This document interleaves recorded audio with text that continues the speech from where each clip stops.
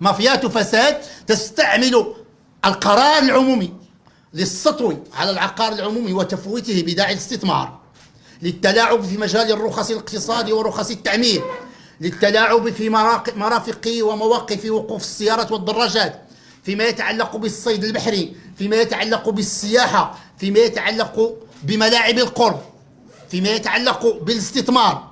هذه الشبكات تغولت واستفادت من سيادة الإفلات من العقاب ومن ضعف حكم القانون وضعف آلية الرقابة، فتكونت في الجهات وفي المدن شبكات فساد ومافية فساد متغولة تمنع أن يكون للبرامج التنموية أي أثر على حال الناس وعلى واقع الناس.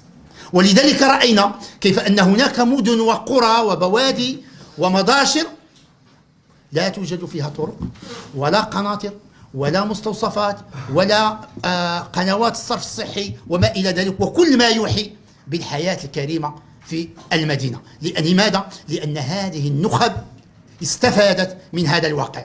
هذه النخب اليوم هي التي يتم التشريع لها، هذا واقع، هذه هي الحقيقة.